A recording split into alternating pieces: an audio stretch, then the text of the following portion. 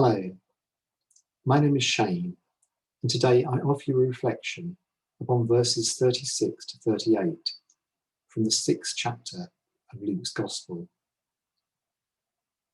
I'm reading the translation offered by the New English Bible. Be compassionate as your Father is compassionate. Pass no judgment, and you will not be judged. Do not condemn, and you will not be condemned. Acquit, and you will be acquitted. Give, and gifts will be given to you. Good measure, pressed down, shaken together, and running over, will be poured into your lap. For whatever measure you do out to others will be dealt to you in return. When I first saw that I only had 3 verses to reflect upon, my reaction, my judgment, was that there would be little for me to get my teeth into. But I was wrong, as we usually are when we rush to judgment without thought or consideration. In reality, these 3 short verses have a great deal of content, a great deal of meaning about judgment, about condemnation, and about compassion. All of us are judged from time to time, as we also judge those around us. While we've all felt wrongly treated by those who've judged us harshly and unfairly, have we not also similarly judged others harshly and unfairly as well? Although verse 37 talks of not judging, I do not think for one moment this verse asks us as Christians never to make judgments. For the Bible is full of judgments about what is right and about what is wrong. And the Bible entreats us to know the difference between right and wrong and follow a righteous path.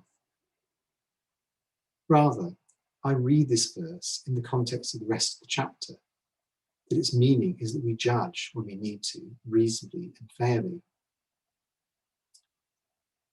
Verse 36 reminds us to be compassionate, to show mercy in other translations.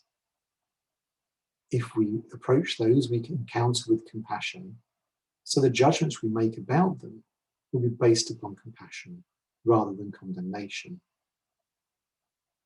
We all have family, friends, work colleagues, acquaintances who fall off the right path.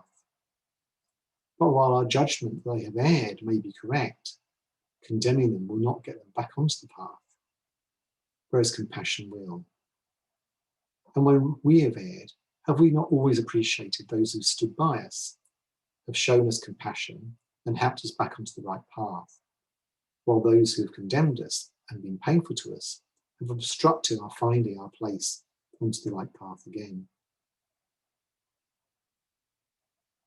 We commonly talk of doing unto others as we would wish to be done to ourselves. Verse 38 reminds us that if we treat others with compassion, so we too will be treated with compassion. And it is compassion rather than condemnation that leads to good judgments, and good judgments and good outcomes for those who strayed from the path. This verse also reminds us that we must show leadership of what is good, not allow poor behaviour to influence our behaviour and judgment and travel down the wrong path. So to recap, it is reasonable to judge others, but not to do so in a condemning and limiting way. Rather, we need to show compassion and help out sisters and brothers to ensure they find the right path. As after all, this is what we wish for ourselves. I shall close with a prayer. Before I do, I would like to suggest that you do not rush from this reflection to your next task. Rather, spend a little time reflecting yourself as to how you can show greater compassion in your judgments, even when sorely challenged, so you and the person you are judging can gain the most from your judgment. A prayer. Dear Lord, give us the wisdom, patience, and courage to see the needs of those around us, to understand their frailties, to see the goodness within them, to understand that our compassion will be a strength to them, and that we can guide them to the right path. Amen.